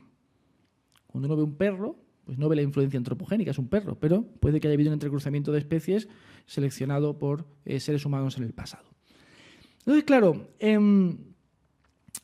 hablar del fin de la naturaleza supone sobre todo hablar de que la naturaleza ya no es una entidad autónoma respecto de la sociedad del ser humano, sino que está antropogénicamente influida en una medida extraordinaria, o también, si quieren, colonizada por el ser humano. Esto había sido reconocido de manera elegíaca por algunos ecologistas, que hablan de The End of the Wild, ¿no? El fin de la naturaleza salvaje, o el propio fin de la naturaleza que decía Bill McKibben, y por algunos sociólogos de la modernización reflexiva como Ulrich Beck o Anthony Giddens, ¿no? Que hablaban un poco de la manufactura de lo natural. Pero el antropoceno vendría a ser un poco esa ratificación, porque viene a mostrarnos que incluso, como acabo de señalar, esos procesos naturales que parecen claramente naturales, no lo son en realidad. Los críticos de esta noción dicen, bueno, sí, pero la naturaleza sigue siendo, o lo natural sigue siendo el fundamento de la existencia. Los poderes causales, en última instancia, la de la gravedad, por ejemplo, pues no pueden ser alterados por el ser humano, y la naturaleza, en cualquier caso, conserva elementos de independencia. Lo cual es cierto, pero por una parte no hace falta referirse a los poderes causales últimos, a esas estructuras profundas, para que esta tesis tenga validez. Por otra parte, la propia manipulación genética o la creación ya de organismos, ¿no? de una secuencia genética nueva, ¿no? Como ha hecho Craig Venter, artificial, indica que algunas de esas estructuras profundas sí empiezan a ser manipulables por el ser humano, ¿no? Que estamos en los estadios iniciales de este desarrollo, a ver dentro de 200 años cómo estamos, ¿no? Y como digo, bueno, pues estos elementos de independencia, siendo ciertos, no invalidan esta idea en su sentido general. Otros autores dicen, claro, bueno, pues es que somos una especie narcisista, ¿no? Entonces decretamos el fin de la naturaleza cuando, pues, no sé, te mueres de cáncer, ¿no? Entonces, ¿qué sentido tiene? Hay un punto de delirio de grandeza, de megalomanía en el concepto de antropoceno. Todo lo cual, siendo, bueno, pues en parte razonable, a mí me parece que no invalida esta idea de que deberíamos avanzar a una concepción postnatural de la naturaleza, aunque resulte una formulación un tanto paradójica. ¿Por qué? Pues porque la naturaleza, como he dicho antes, ya no es autónoma, ya no podemos entender los procesos ecológicos sin entender, a su vez, los procesos sociales y nuestro impacto sobre ellos. Porque hay una hibridación socionatural, esto que Nicole Karafilis llama biofacts o biohechos, el plastiglomerado sería solo un ejemplo, sea esa hibridación visible o no, como he dicho antes. Bueno, la propia revolución verde de los años 60 es un producto de mejoras, ¿no? Artificiales en la calidad y resistencia de los cultivos, ¿no? Por ejemplo. Porque la naturaleza es en parte construida por el ser humano, no en un sentido duro, ¿no? de que la naturaleza no existe, del idealismo lingüístico, sino que físicamente la transformamos, ¿no? Cosa que pues, Marx ya dejó sentado con claridad. Porque, como he dicho antes, a mayor globalización, menor particularismo en las relaciones socionaturales y mayor homogenización en las prácticas de esa relación, ese metabolismo socionatural, porque vamos hacia una sociedad global, y porque, como he dicho antes, aunque hay agencias múltiples, es decir, que los actantes también actúan, hay una jerarquía que marca claramente una mayor capacidad de incidencia del ser humano sobre la naturaleza que al revés. Aunque esto, evidentemente, pues de nada vale si uno está tomando el sol en la playa, viene un tsunami o un meteorito mañana cae sobre la Tierra. En ese caso, la agencia de la naturaleza se impondrá con mucha fuerza sobre nosotros, ¿no? Pero accidentes aparte, yo creo que la tesis del fin de la naturaleza, entendida rectamente, creo que tiene su sentido y aconseja, como digo, ir hacia una concepción postnatural de la naturaleza, o de eso que llamamos naturaleza. Claro, entonces, moralmente, la moralización del antropoceno. La idea aquí es que, esto decían Seth Trachtenberg y Mike Ellis en un artículo, es otro Ellis, publicado hace un par de años, decían, bueno, son las decisiones humanas las que nos han traído hasta aquí. Hemos tomado conciencia de la situación en la que estamos, por tanto, tenemos una responsabilidad en el modo en que el antropoceno del futuro vaya a configurarse. Y tenemos la responsabilidad y la capacidad de decidir qué antropoceno vamos a habitar. Una capacidad, por supuesto, limitada, porque bueno, hay procesos ya irreversibles, etcétera, pero tenemos cierta capacidad. Es decir, que tiene sentido abrir un debate sobre el buen antropoceno y operar socialmente sobre la base de esa responsabilidad. Es decir, decían estos autores, el antropoceno no es un concepto exclusivamente científico. En todo caso, es un concepto científico lleno de implicaciones morales y políticas. Yo aquí matizaría una cosa. Claro, hablar de decisión me parece quizá desacertado, o no siempre podemos hablar de una decisión. ¿En qué sentido? Primero, en los albores de la especie, la lucha contra el entorno y su transformación para subvenir a las necesidades humanas difícilmente podía ser concebida como una decisión, era más bien una necesidad, nacida probablemente de un impulso de especie. Y posteriormente, a su vez, en la medida en que la relación con el entorno no estaba cuantificada, cientificizada, no teníamos conciencia de ella, y muchos de los... En ese sentido, decía, tampoco podemos hablar tal vez de decisiones sociales. Y en última instancia, una gran parte de los impactos antropogénicos son no intencionales, indirectos o inconscientes. El mejor ejemplo es la alteración del clima del planeta. No sabíamos que estábamos alterando el clima del planeta. Ahora ya lo sabemos y podemos, en todo caso, tomar las medidas que nos parezcan oportunas para ver si podemos todavía tener influencia sobre el aumento de las temperaturas. Por eso hablar de decisión no me parece que siempre sea correcto cuando hablamos de la humana habitación del planeta en el pasado. No obstante, hablar de una administración global del planeta, de un giro reflexivo en las relaciones socionaturales, sí parece que tiene sentido. Y decidir en aquello que podamos decidir y, sobre todo, me atrevería a decir, decidir en aquello sobre lo que logremos ponernos de acuerdo. Después hablaremos de esto, que esa es, por supuesto, la principal dificultad, ¿no? Sí señalaría, antes de hablar de las alternativas políticas, 4 grandes avenidas morales, que también menciono aquí cuando hablamos del cambio climático, 4 grandes alternativas morales, ¿no? Me parece que, idealmente al menos, se nos dibuja. Una es la frugalidad, que es la idea de retirarnos de la naturaleza. Ahora lo desarrollaré un poco en la siguiente página, digamos. La segunda sería la contención, es decir, no tanto convertirnos en seres franciscanos, ¿no?, sino tratar de contener aquello que hacemos ahora y mantenernos dentro de unas el safe space, ¿no?, que dicen algunos ecólogos, o los planetary boundaries, las barreras planetarias a partir de las cuales no más de 4 grados, no, acidificación de los océanos que no pase de este nivel, ¿no?, contenernos, pero más o menos seguir con el modelo social existente, ¿no? En tercer lugar, la ilustración ecológica que he señalado antes, que sería un proceso de transformación basada en el refinamiento de las relaciones socionaturales, con todas las dificultades que eso comporta, pero con una cierta intención protectora, en la medida de lo posible. Y finalmente, pues la audacia, que está conectada en parte con la anterior, es difícil establecer una separación, que de alguna manera es una apuesta por la ciencia y la tecnología como mecanismos que nos van a solucionar este problema. Es decir, ir hacia más ciencia y más tecnología. Y, por ejemplo, ingeniería del clima, bueno, pues ¿por qué no? Vamos a probar, ¿no? Por ejemplo. Biología sintética, pues adelante. Mejoramiento humano, pues también, ¿no? Hay propuestas divertidísimas, ¿no?, como hacernos más pequeños para que tengamos menos huella ecológica, o tener unos ojos que nos permitan ver en la oscuridad como los gatos para tener menos gasto en energía. Eso es un poco la isla del doctor Moreau, ¿no? Pero hay gente que lo escribe. Entonces serían las 4 grandes avenidas morales, como digo, que me parece que se dibujan en el horizonte. No obstante, cuando hablamos de la dimensión política, la macropolítica, que distinguiría de la micropolítica, y si concebimos el antropoceno como un gigantesco experimento que originalmente no sabemos que estamos desarrollando en ese laboratorio que es la Tierra, pero que ahora nos hemos dado cuenta que, ¿no?, pues estamos en ello, lo tenemos entre manos. Por una parte, existen los partidarios de una antropología más, si queréis, pesimista, que quieren detener el experimento y que conciben los límites ecológicos como límites absolutos para una sociedad. Entonces, por ejemplo, pues el peak oil, ¿no?, la última barrera, barril de petróleo. Pues en este momento, si llegamos y no hemos resuelto el asunto, pues estamos muertos, pero eso existe, ¿no? El consumo de energía está aumentando de manera exponencial, no podemos seguir así, etc. Y, por tanto, estos pensadores apuestan por políticas decrecentistas.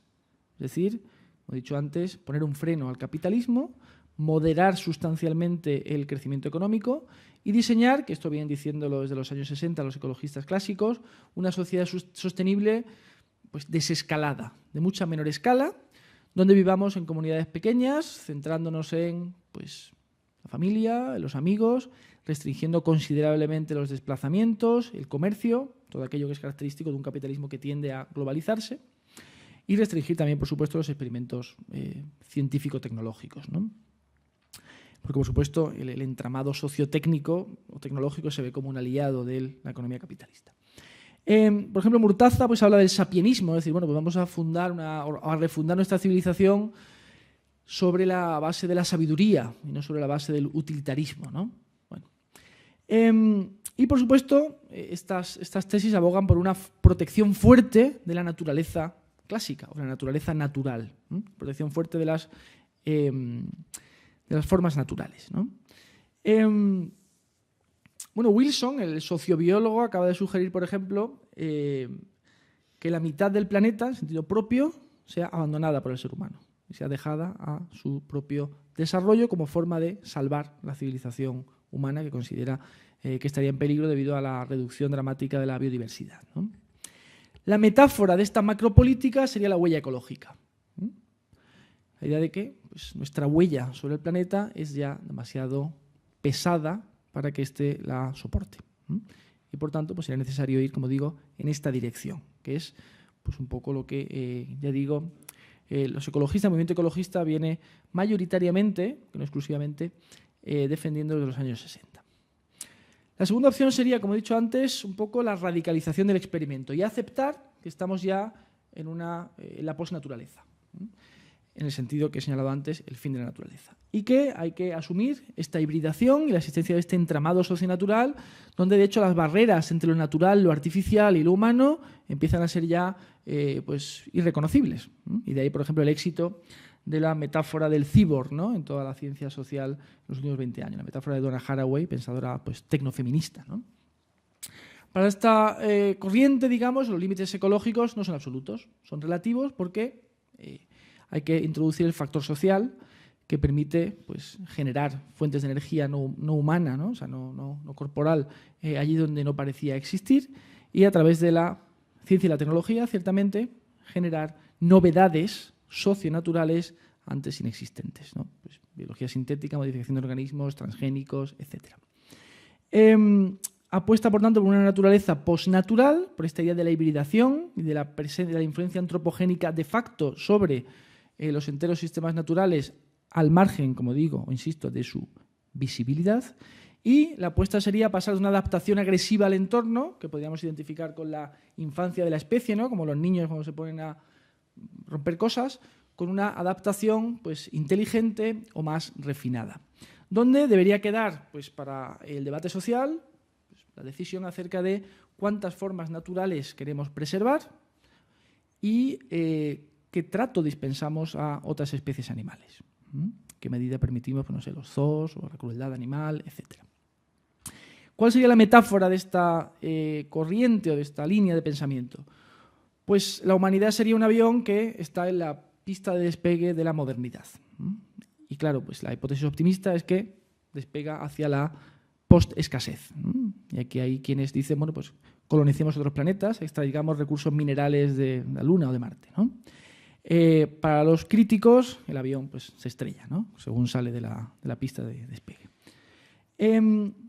Bien, ya voy terminando. Cuando hablamos de micropolítica, aludo aquí un poco a lo que he señalado antes, ¿no?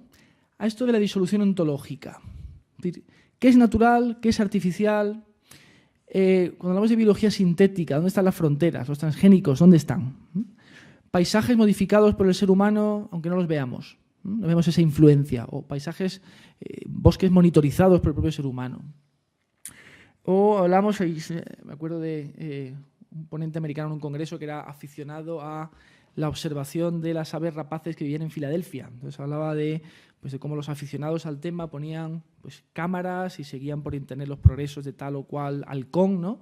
Claro, esto conecta de hecho con la idea de la naturaleza urbana. Es decir, si queremos tener una relación inteligible todavía con algo que podamos denominar naturaleza, por razones que tienen que ver con la psicología humana, con el simbolismo, etc., no queremos perder esa dimensión, pues hay que reinventar o recrear la naturaleza o las formas naturales en las ciudades, porque como he señalado antes, más del 50% de los seres humanos viven ya en ciudades y el porcentaje es previsible que irá en aumento, con independencia del tamaño de esa ciudad, ¿no? Entonces hay que ir hacia una conciencia de la naturaleza como algo que está presente en nuestras vidas cotidianas y no como, ¿verdad?, ese wilderness, esa naturaleza como otredad, como algo que está idealizado, lejano, la Antártida, los polos, ¿no? ir hacia esta otra idea que incluye, por ejemplo, la de la tecnonaturaleza. El propio clima sería una tecnonaturaleza porque está influido antropogénicamente. Y, de hecho, la propia evolución del clima solo es cognoscible a través de instrumentos científicos y tecnológicos, ¿verdad? Si no, pues no nos daríamos cuenta de que las temperaturas están en aumento.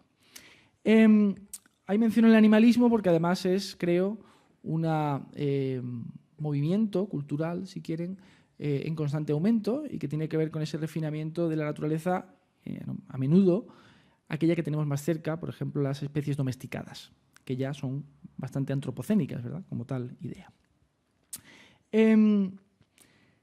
Luego esta idea de la habitación y la habitabilidad es interesante, ¿no? ¿Qué es la habitación humana del medio? La manera en que ocupamos un espacio natural, creando un entramado socionatural. ¿Qué es la habitabilidad?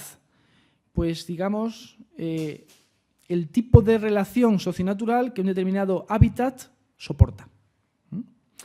Entonces, es imprescindible que nuestra habitación se adapte o encaje con la habitabilidad. Lo que ocurre es que cada vez más tenemos que concebir la habitación humana del entorno en un sentido global, lo cual exige, evidentemente, el desarrollo de un programa de investigación de alta o de gran magnitud. Y aquí lo interesante es que, de facto, habitamos el entorno, la naturaleza, de una forma extremadamente agresiva, pero en la cultura, no solamente occidental, también en las culturas orientales, conservamos una visión romantizada de la naturaleza, que resulta difícil de casar, por ejemplo, con el sistema cárnico industrial. Es decir, que hasta cierto punto, ¿verdad?, tirando aquí de psicoanálisis, esa visión idealizada del entorno, que también se ve, por ejemplo, pues en el cine de animación, en Disney, o, ¿verdad?, la relación que tienen los niños con los animales, es una fantasía que nos ayuda a soportar la realidad de una relación más bien agresiva, si le vemos en detalle, con el entorno. Entonces, bueno, pues esto es lo que habría que, no voy a decir sacar a la luz pública, porque, en fin, tampoco es algo que ignoremos del todo, pero esto es lo que debería estar en el debate público. Es decir, deberíamos tomar conciencia de que el modo en que vivimos como sociedad tiene una genealogía, una historia, que en sus relaciones con los sistemas naturales y las formas naturales ha de ser sacado a la luz para que decidamos si nos parece bien o mal, o qué podemos cambiar en esa relación. Y aquí es donde, claro, hay que pensar que probablemente una ética medioambiental que nos podamos permitir es la que más probabilidades de éxito tiene. Porque si para fundar una nueva ética medioambiental tenemos que renunciar a todo nuestro bienestar material, me parece a mí que las casas de apuestas de Londres nadie se va a hacer rico apostando en favor de esto, ¿no? Entonces, claro, pues por ejemplo las piscifactorías pueden ayudar a que se recuperen pues, los bancos pesqueros en mar abierto, por ejemplo. Y es un uso tecnológico, o los transgénicos, aunque en Europa no queremos oír hablar de ellos, pueden servirnos para pues, racionalizar aún más, en mayor medida, las explotaciones agrícolas, por ejemplo. Crear hamburguesas artificiales, ¿no?, que hay intentos ya. Bien, antropoceno y democracia. No me queda mucho. Voy más rápido. ¿Es el antropoceno un objeto democrático? ¿Podemos hablar del antropoceno como un objeto de la democracia? Aquí tenemos varios problemas. El primero es el problema del demos. ¿Quién decide? En esa hipotética democracia que decide sobre el antropoceno, ¿quién tiene que decidir?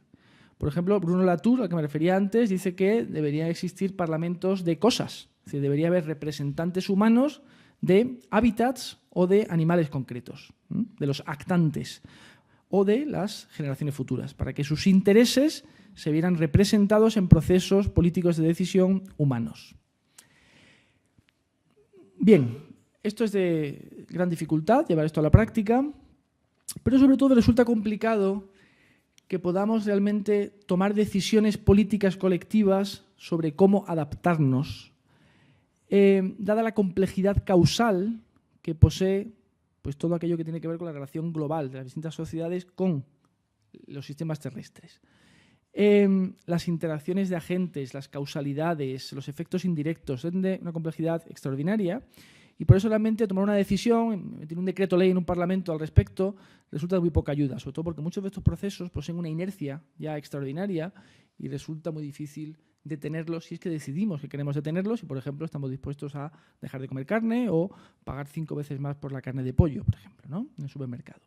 Entonces, quizá más que una democratización radical de las decisiones sobre el medio ambiente, habría que hablar en términos de gobernanza, que es un poco pues, la cooperación internacional y entre distintos actores sociales, con los gobiernos, por supuesto, para la gestión del medio ambiente en coexistencia con un debate público que idealmente debería ser robusto sobre el tipo de antropoceno que queremos habitar.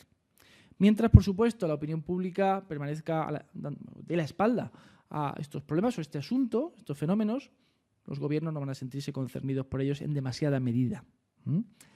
Entre otras cosas porque además ahí tenemos uno de los distintos problemas, o sea, uno de los distintos fenómenos cuya globalidad exige de decisiones también a nivel global en ausencia de estructuras institucionales de gobierno globales, ¿no? El medio ambiente, como tantos otros, la prevención de epidemias, el terrorismo internacional, exige de estructuras globales que todavía no existen.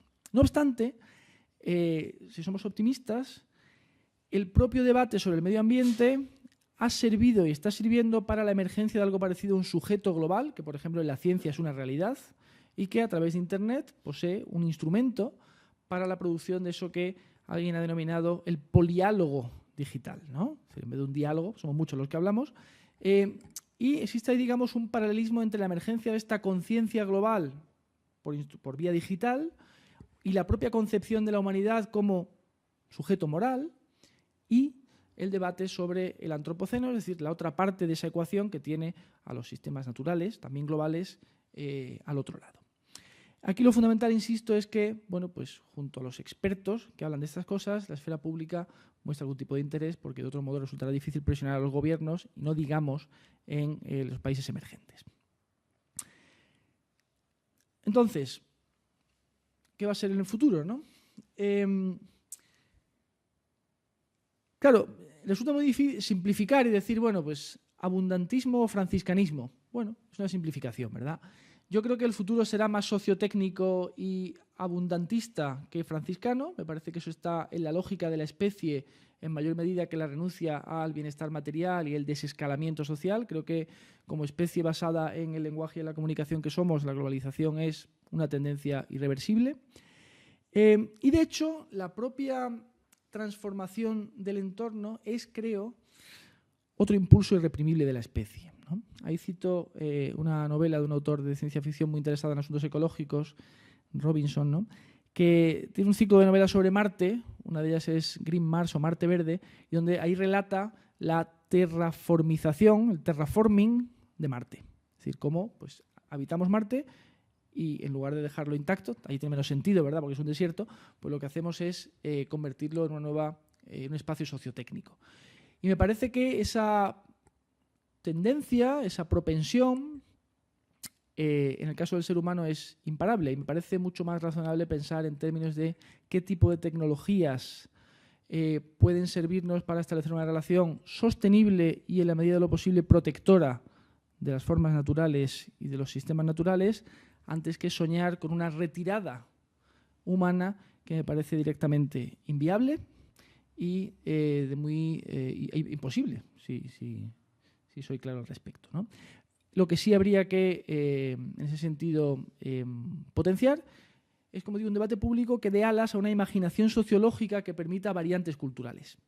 De tal manera que, pues, en lugar de tener ciudades sin parques, las tengamos con parques. Y en lugar de no dispensar ningún tipo de protección a pues, los animales domésticos, dispensemos la protección máxima compatible con con la satisfacción de otras necesidades humanas. Y, por tanto, podamos recrear o reconcebir nuestra relación con los espacios naturales y con las formas naturales, dando rienda suelta, si quieren, a la dimensión romántica que existe en la cultura humana, sin, en cambio, como decía, pues soñar con una retirada, una desantropocenización que me parece inviable.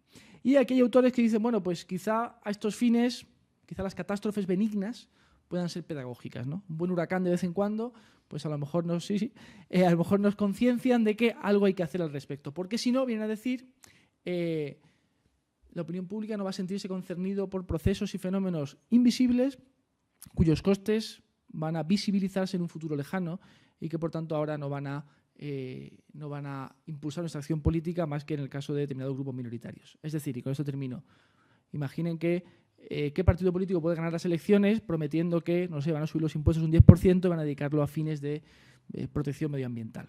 Yo creo que ninguno, ¿no? En fin, y bueno, con esto lo dejo y espero que haya resultado de interés y podemos ahora hablar sobre estos temas tan controvertidos. Muchas gracias.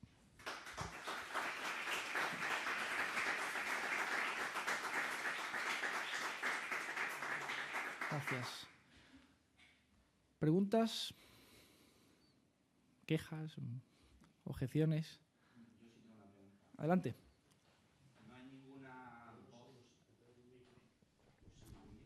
Bueno, para que la gente de atrás te oiga.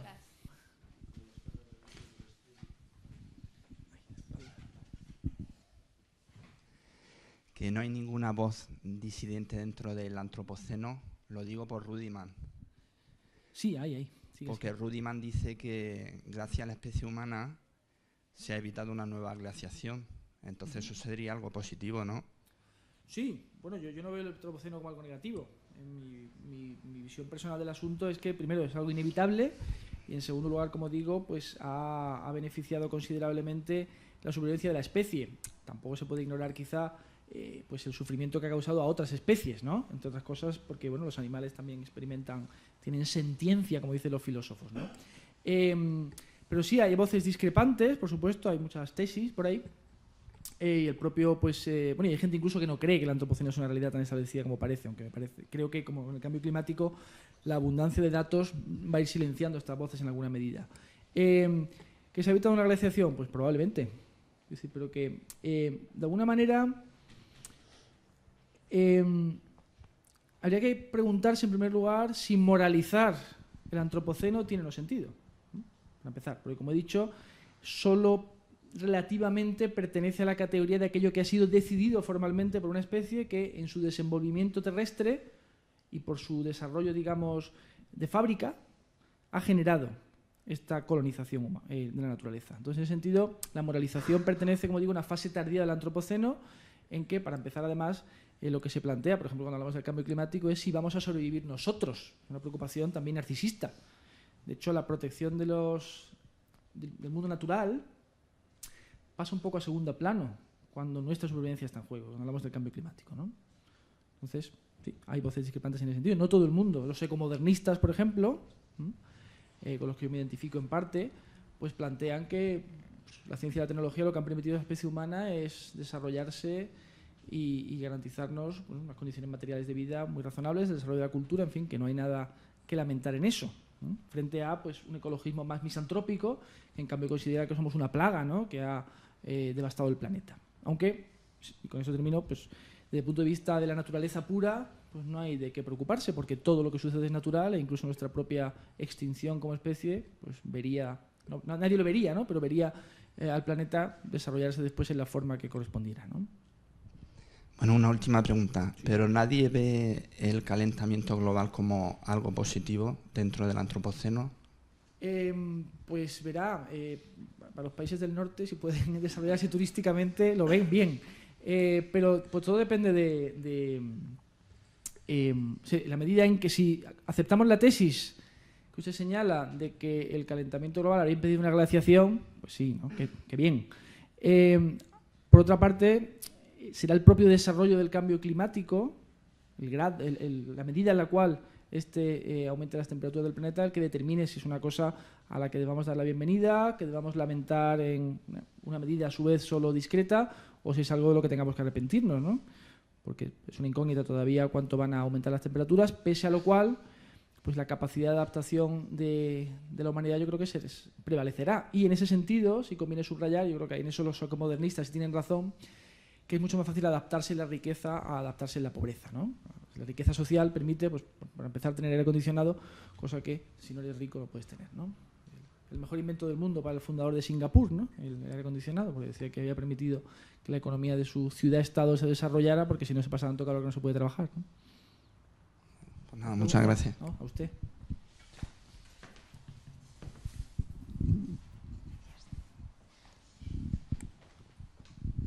Hola, buenas tardes. Lo primero, quería darle las gracias porque me ha parecido súper enriquecedora la charla.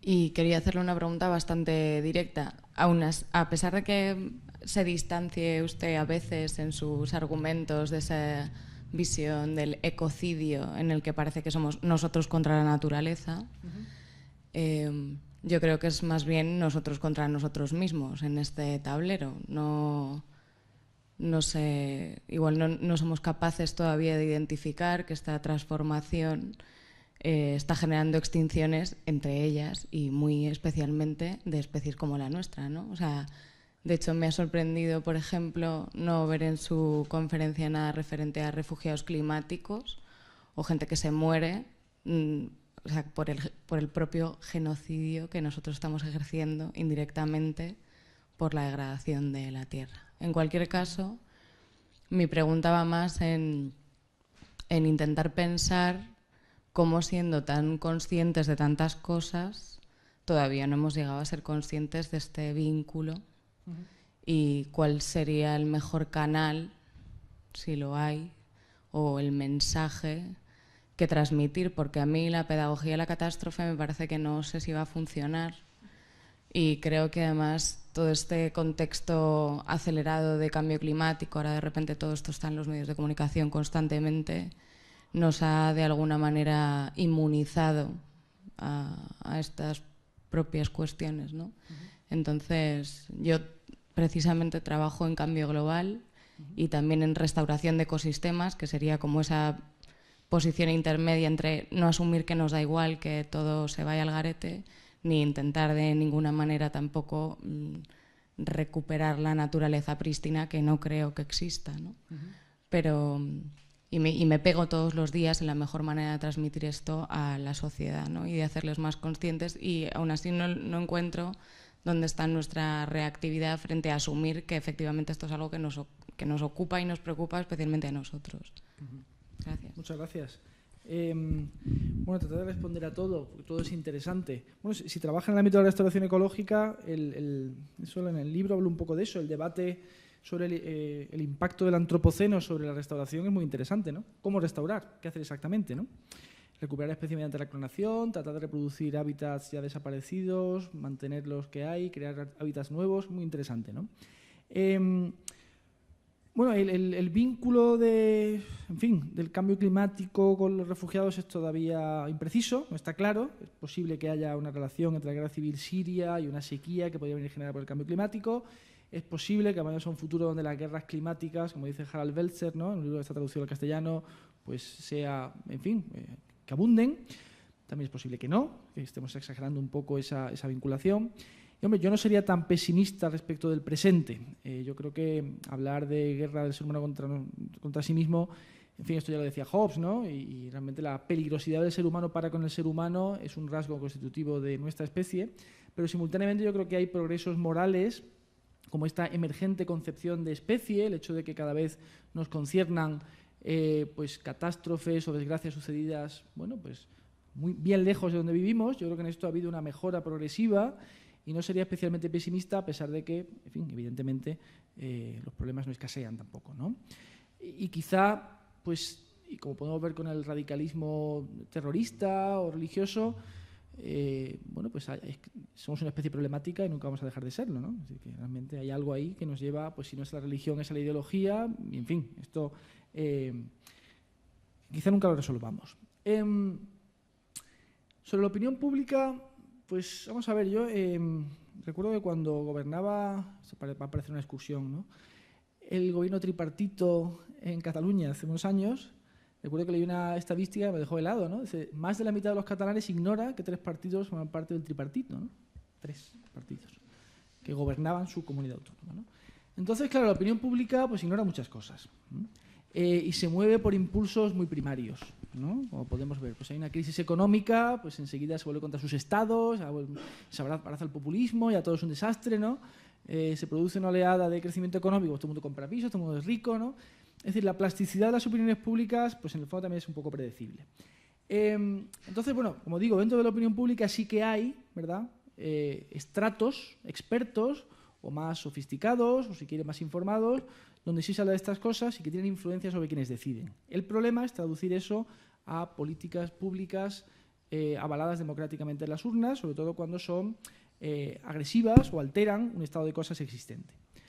Porque, de hecho, la propia crisis financiera y económica de los últimos años ha demostrado que, en cuanto hay turbulencias socioeconómicas, las preocupaciones materiales, clásicas, viejas, de distribución de la propiedad, de riqueza, de desigualdad, emergen de nuevo a la superficie, y los debates sobre calidad de vida, que con tanta fuerza irrumpieron en los años 60 y nos han acompañado desde entonces, decaen.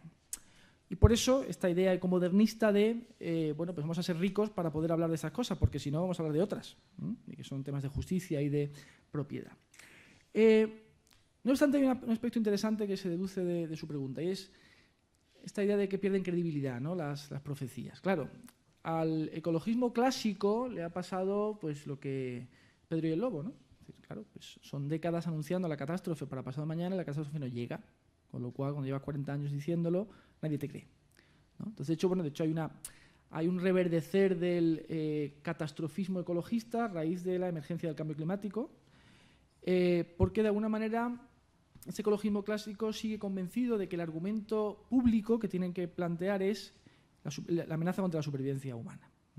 Mientras que los argumentos privados, que sería el biocentrismo y el cuidado de las formas naturales, esto no va a convencer a nadie. Pero, insisto, si el argumento catastrofista es refutado por la realidad una y otra vez, acaba siendo inválido. Y todo el discurso de los límites al crecimiento, los límites ecológicos, que bueno, saltan a la luz pública con el informe del Club de Roma del año 72, esto no ha funcionado políticamente. No funciona. Entonces, yo personalmente creo que la teoría política ecologista tiene que ir por otro camino. Y por eso la alternativa pues, ecomodernista, pues, más creativa, si queremos, que abraza en mayor medida las formas de vida modernas para, en todo caso, reconducirlas parcialmente, me parece mucho más realista. Porque un cambio político global en materia medioambiental solo puede conseguirse con el concurso o la anuencia, si quieren, de las clases medias globales. Sin ellas no hay nada que hacer, porque son las que votan en las democracias, ¿verdad? Y entonces, bueno, para convencerlas, pues hace falta, como digo, que las sociedades sean ricas, me parece. Y por eso, bueno, me parece muy complicado, y como ponía el ejemplo de España, es un país donde no hay debate medioambiental en la esfera pública, donde no hay un partido verde, como en todo el sur de Europa, y por tanto nos resulta mucho más difícil hablar en estos términos. En los países del norte de Europa, en cambio, pues sí, ya hay mayor conciencia ambiental, hay partidos verdes en los parlamentos, y por lo menos se habla de esto en mayor medida. Y, por ejemplo, para todo lo que tenga que ver con energías verdes y similares, pues parece que este es un poco el camino, ¿no? En Japón está experimentando el hidrógeno, en Alemania han hecho el Energiewende, ¿no?, de acabar con la energía nuclear, ir hacia, digamos, energías renovables. Bueno, se están haciendo cosas, pero y precisamente, si se fija, fue cuando Fukushima que Angela Merkel aprovechó para dar ese giro. Una catástrofe benigna a la medida en que no tuvo lugar en Alemania, ¿no?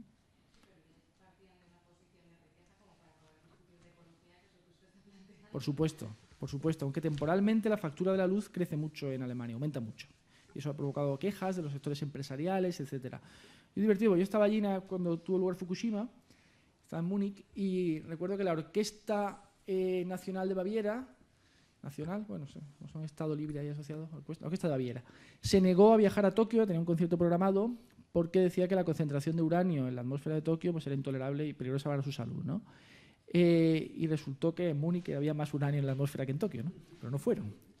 Con lo cual la desinformación, por supuesto, también tiene un papel que jugar, ¿no? En ese sentido, quizá ese problema, ¿no? El ecologismo exagera el argumento para ganarse la opinión pública, pero al final es víctima de su propia hipérbole, ¿no? Creo. No, pero he respondido.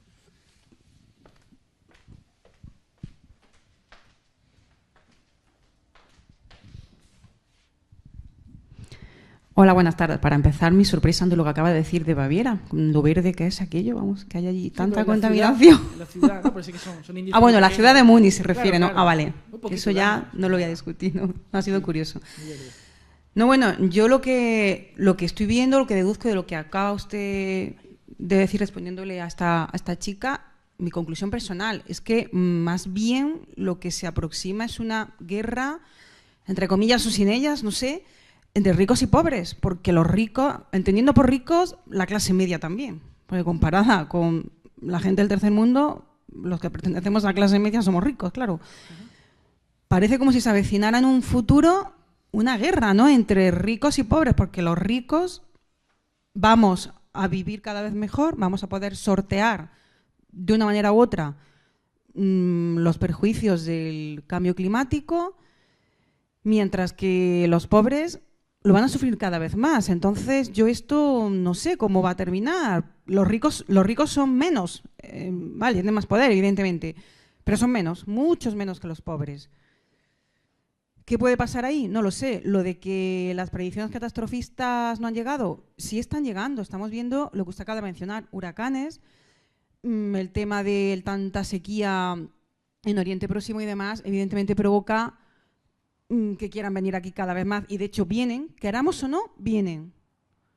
No los podamos retener. No sé, yo todo esto no sé cómo puede terminar. Me gustaría conocer su opinión. Gracias. Bueno, para empezar, no estoy tan seguro de que la razón por la cual, no sé, los sirios vienen a Europa sea que no llueve, ¿no? Es decir, que hay una guerra civil, hay una Bueno, no, yo creo que hay un problema en todo caso, de falta de desarrollo económico de esas sociedades, falta de modernización política, y hay países como Arabia Saudí que ya están tratando de hacer un cierto aperturismo, una cierta reforma, ya han puesto coto, parece, a la comisión, que tiene un nombre divertidísimo, no me acuerdo ahora mismo, que es la Comisión para la Represión del Vicio y el Enaltecimiento de la Virtud, ¿no? Sí, entonces, y de hecho, fíjense que la bajada del precio del petróleo y el éxito del fracking en Estados Unidos pues ha puesto en apuros a estos países, y muchos de estos países están precisamente preparando para un futuro post-petróleo. Porque claro, si se quedan sin barriles de petróleo, ¿qué hacen, no? Es decir, una riqueza enorme proveniente precisamente del oro negro, ¿no?, como suele denominarse. Entonces, bueno, yo creo que matizaría esta idea de que los refugiados tienen ese origen, aunque por supuesto la globalización por sí misma genera unos flujos, ¿no?, imparables también, o de muy difícil gestión, que principalmente nos afectan a nosotros, ¿no? Donde tenemos, por cierto, nuestra propia guerra, que no es exactamente lo que usted ha señalado, entre ricos y pobres, sino una guerra generacional entre jóvenes y mayores, que son los que tienen los derechos sociales que los jóvenes están pagando, ¿no? En fin, es un tema muy interesante, pero vamos a dejarlo aquí al margen. Entonces, bueno, una guerra futura entre ricos y pobres. Yo matizaría, porque me parece que cada vez hay menos pobres, aunque la desigualdad haya aumentado, que son dos afirmaciones perfectamente compatibles. La desigualdad ha aumentado también en Occidente, pues hay muchas explicaciones al respecto. La más plausible quizás sea que tiene que ver con el cambio tecnológico y la separación cada vez más clara entre empleos cualificados bien pagados y empleos no cualificados peor pagados. Esto ya sucedió durante la Revolución Industrial, 50 años después de su, digamos, su punto álgido, pues hubo un descenso de salarios y hubo un problema de adaptación social, y es razonable pensar que volverá a adaptarse la economía a este instrumento maravilloso que es la digitalización, ¿no? Pero a nivel global, como digo, ha habido un sostenido descenso de la pobreza. La ONU, ¿no?, pues ha alcanzado su objetivo del milenio de reducción de la pobreza mucho antes de lo previsto. Y ha habido amplias zonas del mundo donde la propia clase media ha emergido, ¿no? Podemos discutir sobre el modelo chino, el modelo pues, en la India o Latinoamérica, pero hay una clase media ahora donde antes no la había. Incluso hay zonas de África que experimentan ciertos progresos, aunque por supuesto sigue habiendo países pobres y países, incluso estados fallidos como Sudán, ¿no?, donde pues aquello es Hobbes, ¿no?, aquello es la guerra de todos contra todos. Pese a la crisis financiera y económica reciente, a mí me cuesta ser pesimista en el largo plazo. Es decir, yo veo una tendencia hacia la mejora en la conciencia moral de la humanidad, en las cifras macroeconómicas globales, en las tecnologías que tenemos a nuestra disposición, en lugar de una tendencia al empeoramiento. Entonces, por eso, digamos que discreparía un poco de esa visión más pesimista, y simultáneamente, en relación a lo que se señalaba de los huracanes y ciertas alteraciones que ciertamente se producen, siguen sin ser es el colapso ecológico que ha anunciado tradicionalmente el ecologismo, ¿no? Se inscribirían más bien en el contexto de esas catástrofes benignas, en el sentido de no ser demasiado devastadoras, que deberían poder llevarnos a una mayor conciencia, etcétera, pero que todavía no acaban de validar la tesis de que estamos al borde del precipicio, ¿no? Aunque, pues, en fin, entiendo que pueda también verse de esa manera según cómo uno enmarque ese asunto, ¿no? Gracias.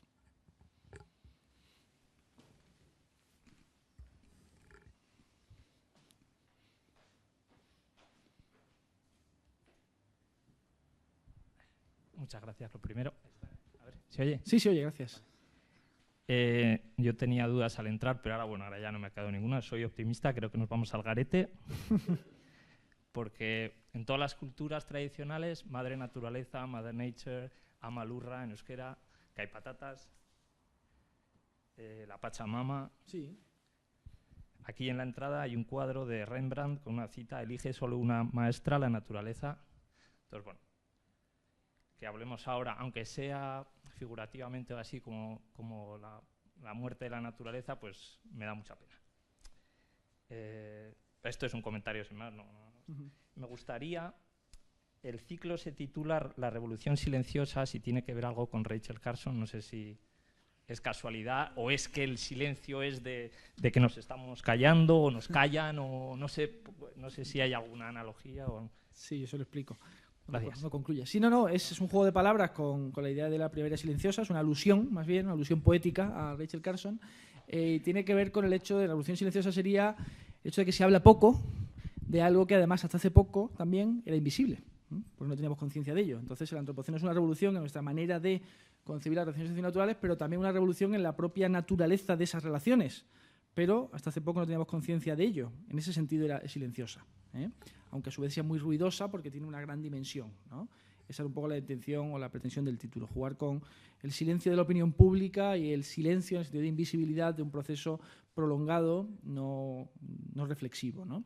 Pero quería volver también a lo que señalaba usted antes. Claro, esa frase de Rembrandt es gráfica, ¿no? Pero precisamente Francis Bacon, que es el padre de la revolución científica, que no es el pintor, claro, en el siglo XVI, pues él es el que formula este apotegma, ¿no?, de tanto éxito en la modernidad, que es saber es poder. Y él lo que dice es que el ser humano domina la naturaleza imitándola. Es decir, conociendo sus leyes. Solo conociendo sus leyes podemos retorcerlas en nuestro beneficio. Con lo cual, sí, una sola maestra, pero según el uso que le demos a sus lecciones, ¿no? Y no obstante, claro, Pachamama, la creencia pues en una naturaleza preternatural, etcétera. Sí, pero, ¿no?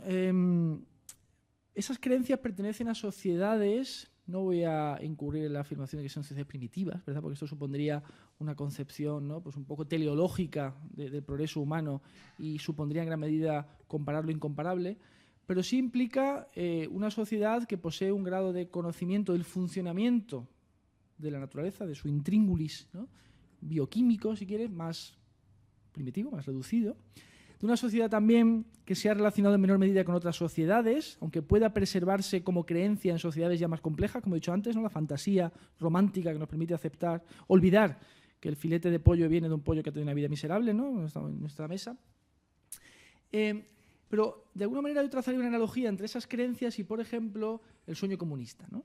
El sueño comunista que podría basarse en la propiedad colectiva de las cosas, ¿no? Podemos definir el comunismo como la propiedad comunal de los bienes. Claro, la propiedad comunal es posible en sociedades de pequeña escala y de mucha mayor simplicidad que las sociedades enormemente complejas en las que vivimos contemporáneamente. Y en esa misma medida, igual que creo imposible llegar a nada parecido a la propiedad colectiva de los medios de producción o de los bienes sociales, me parece que la utilidad de esas creencias cuasi religiosas es también reducida a la hora de organizar nuestra relación con eso que llamamos naturaleza. Ahora bien, uno puede lamentar que nada parecido a la naturaleza que contemplaban los presocráticos siga en pie o que al menos haya sido profundamente alterada por el ser humano. No puede lamentarlo. Pero ahí es donde quizá un punto de vista un poco más neutral, moralmente hablando, del progreso de la especie humana sobre la Tierra puede sernos de ayuda, ¿no? Es decir, esto era inevitable, en gran medida. Y solo ahora estamos en condiciones, como digo, de, en cierta forma, reconducirlo o redirigirlo si así lo decidimos. Entonces, quizá mi glosa o comentario lo que usted señalaba, ¿no? Quizá desde el optimismo, como decía. Optimismo cauto, tampoco una cosa, ¿no? Razonable, si quiere. ¿Alguien más? ¿No? Bueno, muy bien, pues ya como es tarde además, hay que ir a comer pollo o verduras, según cada uno. Pues, en fin, muchísimas gracias por la asistencia y esperemos que se animen al resto de conferencias a venir al ciclo. Muchas gracias. Buenas noches.